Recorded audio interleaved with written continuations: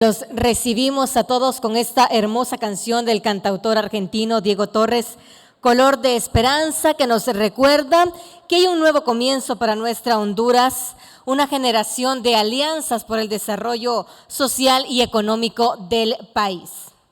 Factores como la violencia, la pobreza, el débil sistema educativo y conexiones familiares parecen estar interconectadas, pero ¿de qué forma exactamente? ¿Qué papel juegan estos factores y otros en la decisión de emigrar y en la generación de la violencia? Para darnos este contexto tendremos la conferencia magistral Importancia de los mecanismos de fortalecimiento de empleo y educación para la prevención de la violencia y migración, con la señora María Isabel Flores, asistente senior de operaciones Organización Internacional para las Migraciones OIM, a quien recibimos con un fuerte aplauso.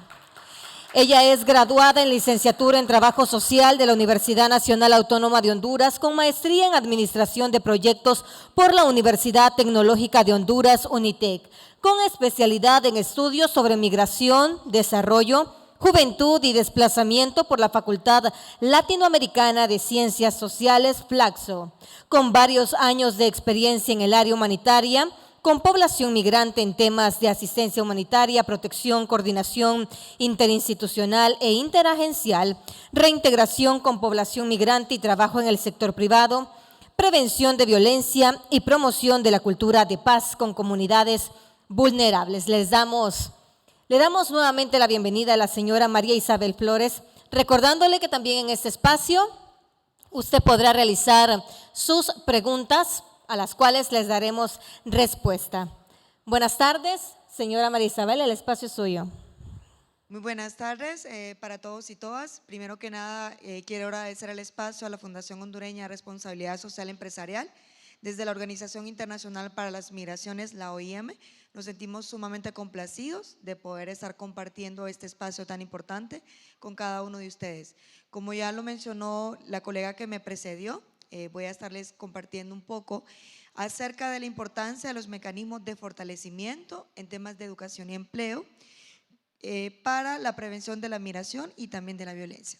Más que poder centrarnos en estadísticas, más que hablarles del trabajo que nosotros hacemos, mi objetivo de este espacio de conferencias es que podamos conectar con esa población migrante vulnerable, esa población con altos niveles de vulnerabilidad, ¿verdad?, que es la mayor parte de nuestro país. Para ello quiero comenzar este espacio con una pequeña historia. En el marco de esta pequeña historia voy a retomarme 26 años atrás. 26 años atrás, María comienza su vida escolar y María pertenece a una colonia que conocemos como Caliente, en un municipio del país, y se da cuenta a muy temprana edad que tiene que tener una relación muy cercana con la violencia. ¿Por qué? Porque su mamá le explica a María que no puede ir al centro educativo sin que ella pueda acompañarla. María comienza sus estudios, es una estudiante muy aplicada. Mientras está estudiando, tiene un compañero que comienza a hacerle bullying y comienza a acosarla. En ese proceso, María acude a su maestra para exponerle un poco la situación de lo que estaba sucediendo. Su maestra le explica que Juan es un niño que se levanta a las 4 de la mañana, va a vender tortillas y una vez que ha vendido las tortillas en un punto X de la ciudad, tiene que regresar a poder retomar sus estudios. Probablemente Juan va hasta el centro educativo sin haber comido y después de una jornada de trabajo. María continúa sus estudios y a esa temprana edad ya ha tenido un acercamiento con la violencia, pero también ha tenido un acercamiento con que hay otras personas que no tienen esas mismas posibilidades que María. Estamos hablando de Juan porque Juan tiene que trabajar para poder ir a estudiar. Cuando María sale de su centro educativo, decide estudiar un área social para poder ayudar a personas como Juan y poder crear oportunidades que puedan complementar y que puedan hacer que Juan no tenga que ir a vender tortillas y luego tener que ir al centro educativo. ¿Qué opciones como esas pueden haber? Pueden haber becas, pueden haber algún apoyo que se le pueda dar a la familia, ¿verdad? Entonces María comienza a explorar esas opciones y esa es un poco la idea de lo que yo quiero comentar y retomar con ustedes el día de hoy. Antes de entrar en materia de la historia de María que voy a irles contando en el transcurso de la conferencia, evidentemente cuando hablamos de migración, cuando hablamos de oportunidades, cuando hablamos de mecanismos en temas de empleo y también migración, vamos a hacer referencia a un marco muchísimo más grande, que es el marco de gobernanza, que están los Objetivos de Desarrollo Sostenible, el Pacto Mundial sobre la Migración, pero también el MANUD en el marco del Sistema de Naciones Unidas. Voy a retomar específicamente algunos objetivos que están directamente relacionados con el tema de migración y que voy a estar utilizando para referencia en el marco de esta conferencia. Tenemos uno de los objetivos es el tema de movilidad de estudiantes, luego el tema de trata y explotación de personas, que también es un delito asociado a los riesgos de la migración irregular. Tenemos el tema de migración laboral y empleo, gobernanza de la migración y el tema de remesas, que como ustedes sabrán representa un gran porcentaje de nuestro Producto Interno Bruto. Para las y los que estamos familiarizados con el tema de migración, voy a retomar muy brevemente el concepto de migración. Migración, entendemos por migración el movimiento de personas de un lugar a otro. Eso puede implicar el cruce de fronteras o una migración interna. Justamente en el almuerzo conversábamos con una de las participantes cómo el cambio climático, que era la conferencia que precedía, ¿verdad? ¿Cómo puede motivar el tema de la migración interna y migración internacional? ¿Por qué? Porque la persona perdió sus cosechas, perdió lo único que tenía y eso le obliga a buscar nuevas fuentes de ingreso. Y el tema de violencia, ¿verdad? La Organización Panamericana de la Salud nos dice que el tema violencia es el uso intencional de la fuerza física o el poder real como una amenaza contra uno mismo o contra una persona. Esta violencia puede ser violencia interpersonal, violencia de género, violencia estructural, violencia comunitaria y en nuestro país pues tenemos una confluencia de todos esos tipos de violencia. Voy a comenzar y retomar algunas estadísticas para que podamos ver un poco y detenernos acá en la radiografía de país que tenemos.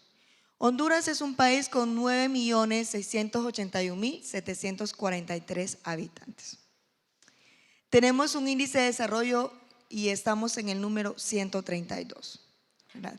Del total de países a nivel mundial.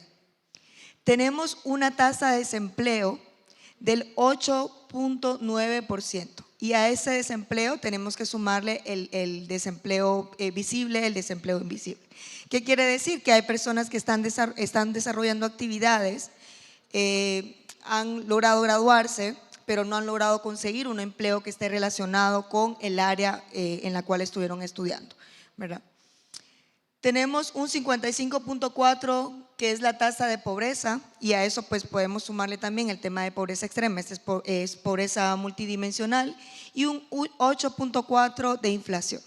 Y si eso lo relacionamos con la canasta básica, pues podemos hacer un poco la triangulación entre el salario mínimo y el costo de la canasta básica. Vamos a retomar algunas otras cifras en relación a este panorama de país. Entre 2004 y 2014 existían cerca de 41.000 personas desplazadas internamente. Esto por datos del Alto Comisionado del ACNUR. Esto directamente relacionado a temas de violencia en nuestro país.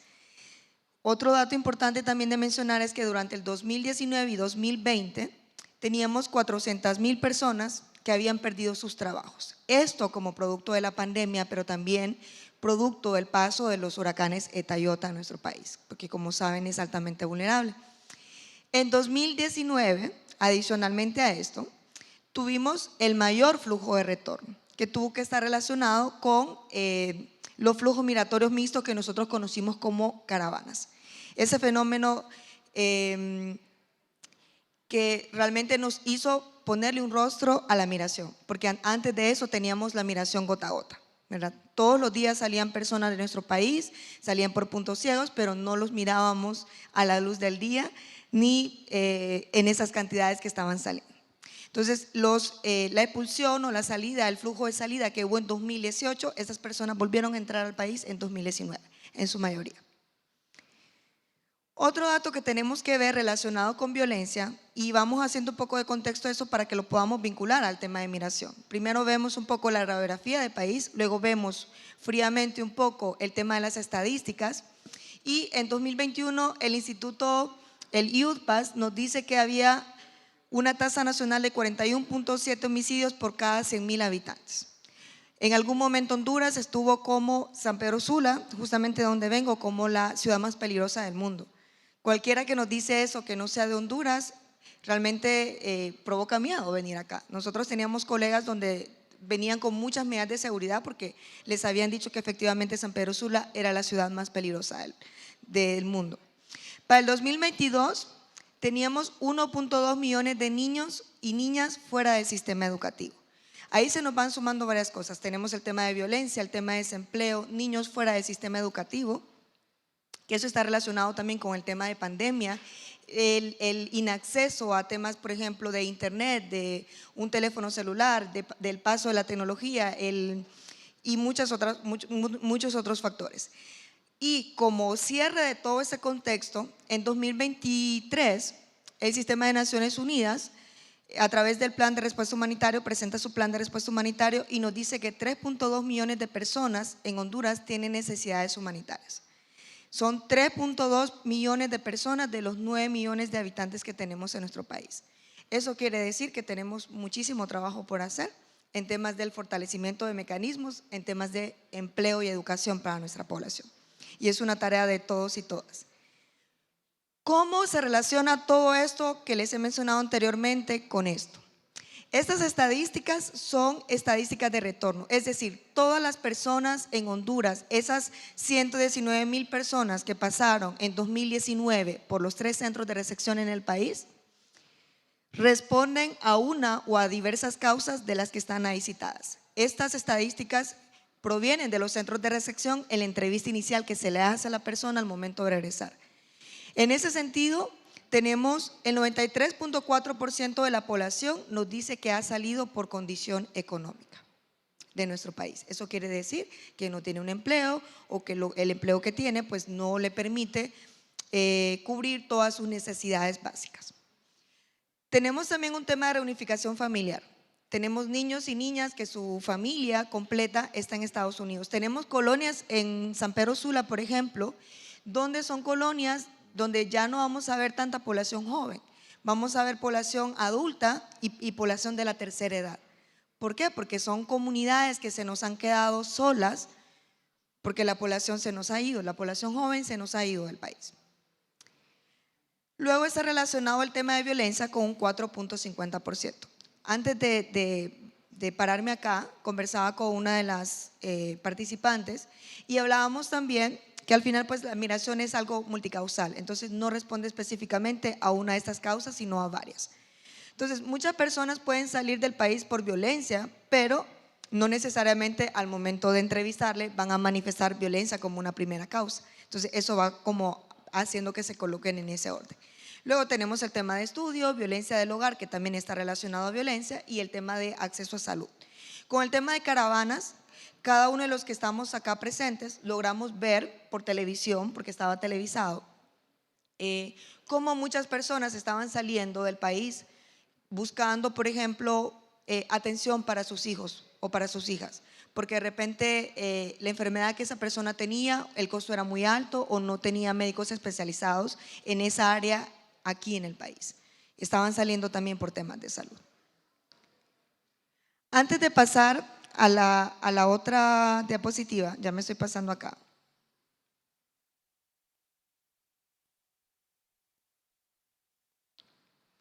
Vamos a, si me la pueden retroceder, por favor, gracias. Atrás. Ok, vamos a quedarnos acá. Ya les sale un poquito del contexto de cuáles son las causas que manifiestan las personas al regresar. Pero yo quiero preguntarles y sinceramente quiero que me respondan. Levántenme la mano de aquí, quienes si tuviesen la oportunidad de emigrar, porque le consiguieron un mejor trabajo en otro país, lo harían. Levántenme la mano. No les estoy preguntando si regular o irregular. Muy bien, la mayoría. Mantengamos la mano levantada un momento. Sí. Quiero que se volteen a ver. Sí, todos. Ok. Muy bien, bajemos la mano. Levántenme la mano quienes de aquí tenemos un familiar nuestro, un primo, una hermana, su mamá, su papá, su sobrino, que se fue a Estados Unidos o a España en busca de una vida mejor. Vuelvan a verse. Nuevamente todos. Entonces, ¿a qué conclusión quiero llegar hasta este momento? Que no veamos la migración como algo aislado a nosotros, que no veamos el trabajo, por ejemplo, en temas de empleo, educación, a algo que no me corresponde hacer, porque cada uno de nosotros en esta sala tenemos un rol que cumplir, ¿verdad? Y ese es un poco el mensaje que quiero dejarles el día de hoy.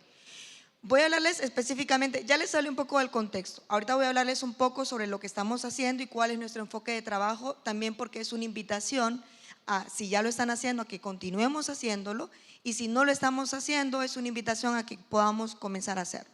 Y estoy más que en la disposición de poder sentarme con cada uno de ustedes y poder verlo. En el marco de todo este contexto que les mencioné, la Organización Internacional para las Migraciones, bueno, trabaja a nivel nacional, pero hemos focalizado nuestras acciones en estos 10 municipios que ustedes pueden ver acá. Estos 10 municipios tienen varias características comunes. Una de ellas es el tema de violencia, tema también de un alto número de población, tema también de insatisfacción de muchas necesidades básicas, salud, empleo, educación, vivienda, etcétera. Pero también estos municipios tienen mucho flujo de migración interna. Es decir, son municipios receptores en donde la población de otros departamentos o de otros municipios se moviliza para buscar un empleo. Vamos a hacer otro pequeño ejercicio. Levántenme la mano de acá. ¿Quiénes de ustedes son de Tegucigalpa? Ok, la mayoría, sorprendente. Vamos a bajar la mano. Levántenme la mano. ¿Quiénes de ustedes, sus papás, son de Tegucigalpa? Bueno, ahí tienen ustedes el producto de la migración. Si ustedes van a, gracias, muy amable. Si ustedes van a su casa y preguntan, y ese ejercicio siempre lo hacemos, van a empezar a decirles son salvadoreños, son nicaragüenses, vienen de Olancho, vienen de la zona sur, vienen de Santa Bárbara, vienen de Copán, y si empiezo a preguntarles a cada uno de ustedes por qué se movieron, van a empezar a decir, ¿verdad? Por trabajo, por educación, yo espero que alguno me diga que por amor, y bueno, así podemos ir hablando un poco. En el marco de estos municipios entonces, ¿cómo desde la OIM aplicamos los mecanismos de fortalecimiento de empleo y educación? Y esa es justamente una de las fotos de nuestros beneficiarios. Tenemos el consentimiento, antes de que lo pregunten. Y ese es el rostro que yo quiero que podamos quedarnos hoy, cada uno de nosotros, que podamos ponerle rostro al trabajo que estamos desarrollando. Y ese trabajo que desarrollamos tenemos que verlo en diferentes niveles de intervención y también en diferentes dimensiones de trabajo.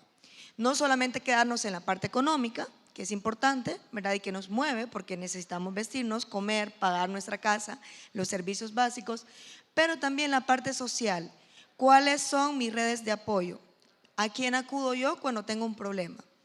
¿Quiénes son las personas de mi escuela, de mi comunidad, que me apoyan en ese proceso, de mi familia?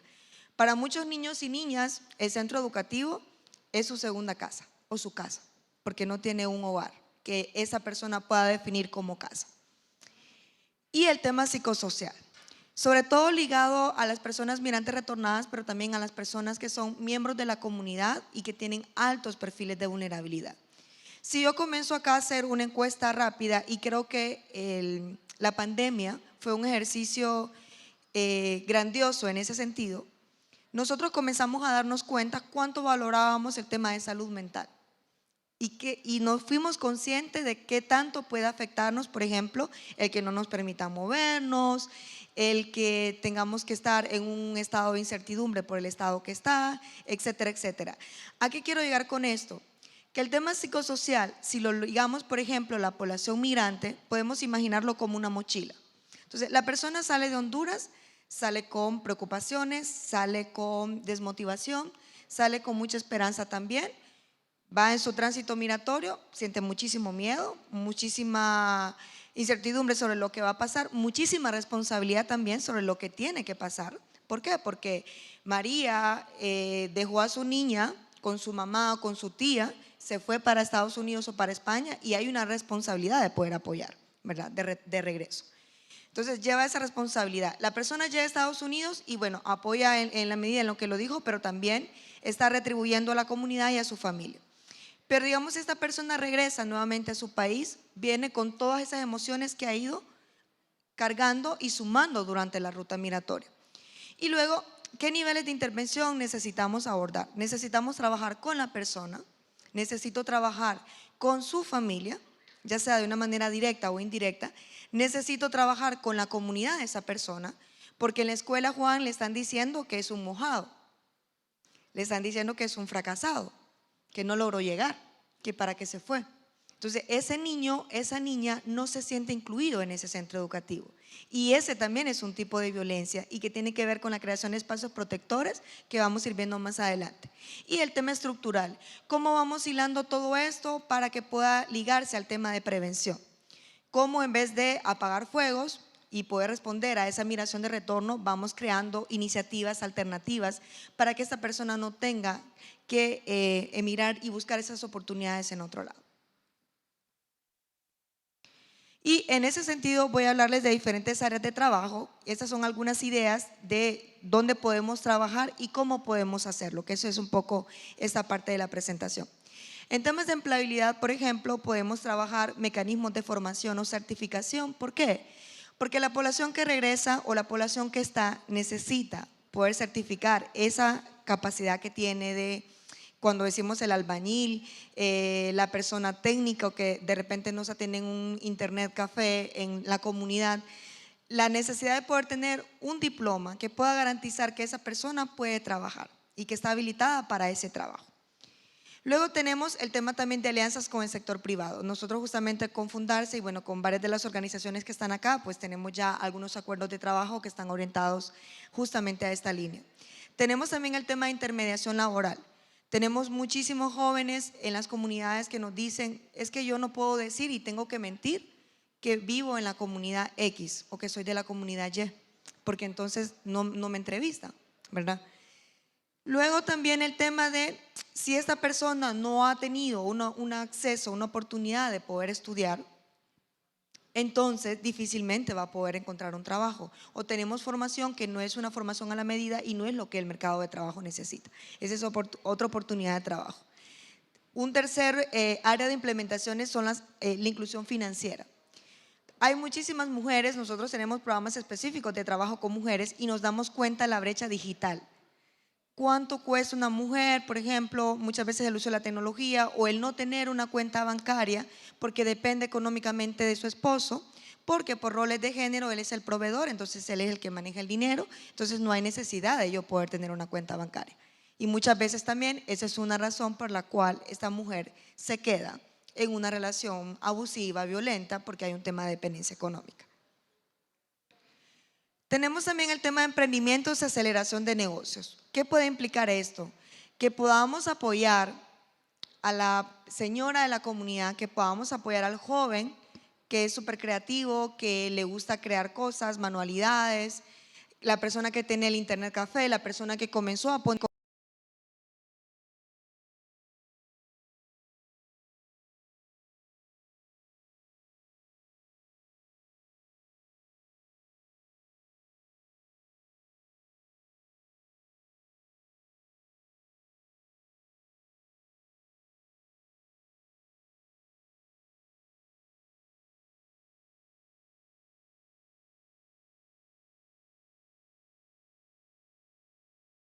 por último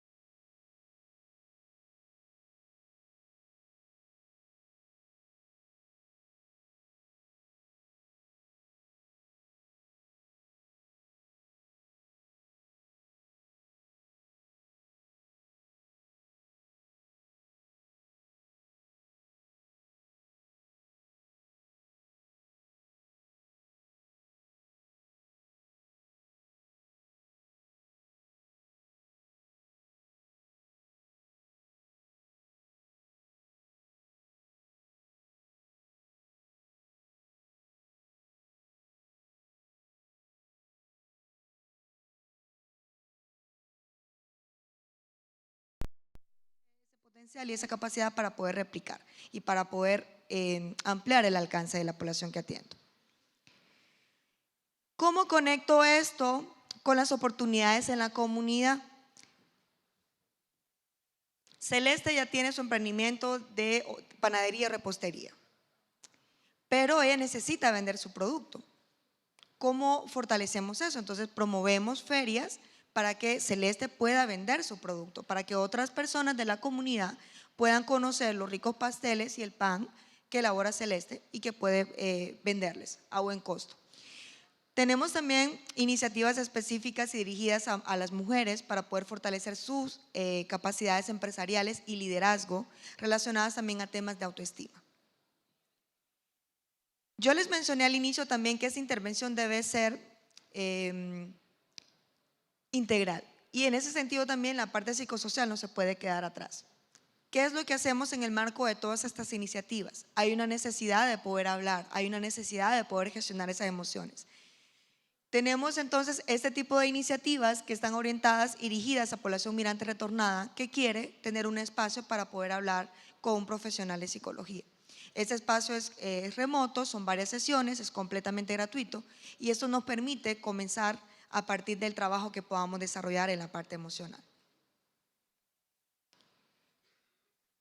También podemos trabajar con ferias de empleo, con proyectos de inclusión laboral y temas pues también de sensibilización. Parte de lo que hemos estado haciendo, tenemos iniciativas complementarias, por ejemplo, con la Asociación Hondureña de Maquiladores, donde paralelamente a que la persona pueda tener un trabajo, también tratamos de apoyar con un emprendimiento. ¿Qué quiere decir eso? Que mientras la persona está trabajando, su familia atiende el emprendimiento, pero cuando la persona no está trabajando, pues apoya el emprendimiento familiar. De esta manera generamos un segundo ingreso a ese hogar y también contribuimos a la prevención de la migración irregular. Y bueno, hay otros talleres, otras jornadas que es un poco para ver cómo podemos hacerlo, ¿no?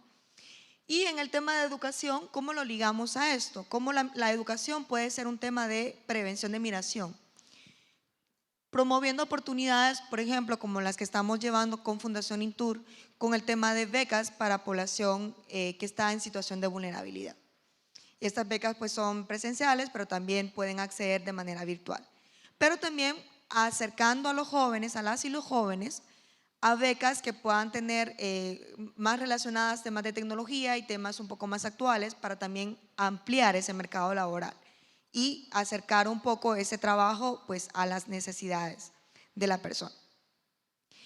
¿Cuáles son algunos de los resultados en el marco de estas iniciativas durante el año pasado? Hemos alcanzado a 5,000 personas en temas de reintegración económica y en temas de apoyo también en materia de prevención y hemos alcanzado 1,200 funcionarios en temas compartiendo este enfoque de trabajo, diseñando juntos perfiles de iniciativas como esta que acaban de ver, hay muchísimas más y hemos trabajado también a nivel estructural en fortalecer esos mecanismos que existen en la comunidad. ¿Para qué? Para que cuando nosotros salgamos en algún momento o aunque no salgamos, que sea la comunidad la que pueda liderar ese proceso de desarrollo, que pueda ser la persona el centro de ese proceso de intervención. Y bueno, ya para ir cerrando, algunos puntos de reflexión que quiero retomar es, primero, comencé con el análisis de la radiografía de país y un poco ver también las causas de la migración para que podamos confirmar que efectivamente existe una relación directa entre la insatisfacción de necesidades básicas con el tema de la migración. La primera razón por la que las personas salen de nuestro país es justamente el tema de mejoramiento de sus condiciones. Luego, pues también que con el tema del COVID, el tema de pandemia y otras situaciones que hemos tenido, también hemos tenido muchas pérdidas de empleo. Entonces, estas alternativas que acabo de compartirles representan una segunda oportunidad para que esta población pueda quedarse, para que pueda intentarlo en su país. Y bueno, como ya les mencionaba también, todo eso está relacionado con el fortalecimiento de los mecanismos en temas de educación y también de prevención de violencia. Otros puntos que quiero retomar es, esto no es un trabajo que la Organización Internacional para las Migraciones hace solo, no. Es importante destacar, gracias, es importante destacar el liderazgo y compromiso de la población con la que nosotros trabajamos a nivel local. También ese trabajo que hemos desarrollado en los municipios de intervención con las diferentes alcaldías, actores de sociedad civil, otras agencias de cooperación y también la misma población migrante retornada. Nuestro proceso de acompañamiento en todo este sistema de fortalecimiento de los mecanismos de prevención de violencia y migración está relacionado a esa relación estrecha que tenemos con esos actores. Y finalmente, pues la creación de rutas de atención y protección. ¿Por qué? Porque aunque nosotros no estemos, alguien más va a poder hacer este trabajo. Alguien más lo está haciendo en este momento y eso es lo que nosotros queremos lograr. Me quedaría por ahí, entonces creo que entraríamos a la parte de preguntas y comentarios. Muchísimas gracias por su atención y quedo a la disposición también en caso de querer conversar.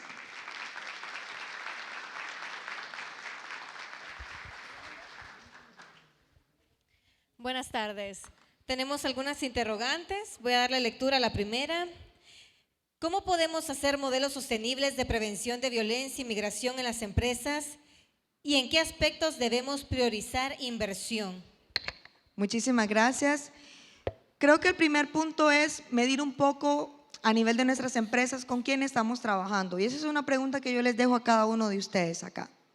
¿De quién es la responsabilidad de saber con quiénes estamos trabajando? Porque más que ver números de nuestros empleados es ver qué personas estamos trabajando para poder saber cómo vamos a intervenir. Un segundo paso tiene que ser conocer las necesidades de esa población, ¿verdad? Pasar una encuesta, hacer un diagnóstico y ver cuáles son las necesidades, a dónde no estamos llegando, qué es lo que esta población nos está diciendo y no estamos escuchando. Un tercer punto, pues, es la creación de una ruta a partir de ahí. Por ejemplo, en el tema de las mujeres, puede haber un tema de creación de guarderías, que yo sé que algunas organizaciones ya lo tienen. El tema, por ejemplo, de creación de incentivos, otro tipo de incentivos que no necesariamente tienen que ser económicos, por ejemplo, flexibilidad de horarios u otro tipo de, no sé, de acciones que puede estar orientado a un poco responder a las necesidades que la población ha compartido en ese momento, ¿no? Y el tema también de sensibilización. Una de las cosas que creo que nos hemos dado cuenta en los centros educativos es, primero, poder conversar sobre el tema de violencia. ¿Qué entendemos por violencia? ¿Cómo se manifiesta la violencia? ¿Cómo podemos, dónde debemos intervenir también y hasta dónde debemos intervenir? Entonces, por ejemplo, en muchos centros educativos se colocan esos buzones de denuncia anónimo y cito este ejemplo, ¿por qué? Porque muchas veces no es algo que veamos como algo real. Cuando hay procesos de sensibilización en las empresas, puede ser que comiencen los empleados a decir, no, yo estoy viviendo esta situación o me encuentro en esta situación, pero también tengo que saber a dónde debo de acudir para poder tener un seguimiento, un apoyo, una respuesta, ya sea pues psicosocial, de seguimiento o económica. Entonces creo que podría ir como en esa línea. Sí. Una interrogante más en el tema de migración. ¿Cuáles serán las raíces en comunidades que debemos abordar? Bueno, justamente creo que la segunda diapositiva hablaba sobre las causas de la migración y respondía justamente a la insatisfacción de necesidades básicas. Hay muchas cosas que nosotros no vamos a poder responder porque hay una corresponsabilidad como parte de todo esto. Hay una responsabilidad del Estado, una responsabilidad de las organizaciones de sociedad civil, del sector privado, de las agencias del Sistema de Naciones Unidas, etc. Entonces, creo que para poder responder de eso no es solamente responder desde un sector, sino que tenemos que todos sumar a la respuesta. Desde el Estado, por ejemplo, en el tema de prevención, en el fortalecimiento de la respuesta en temas de salud, de educación, de vivienda. Desde el sector privado en la creación y fortalecimiento de esas oportunidades, desde el Sistema de Naciones Unidas en el acompañamiento, en la asistencia técnica y también en la inversión a estas iniciativas conjuntas que se puedan desarrollar y en el caso, por ejemplo, de los miembros de la comunidad en los procesos de seguimiento, de monitoreo, de consulta, pero también de participación, porque al final es la población la que conoce sus necesidades y nos puede referir también esta otra población que está en condición de mayor vulnerabilidad. Gracias, con eso finalizamos el segmento de preguntas y respuestas. Damos gracias con un fuerte aplauso a la señora María Isabel por su intervención.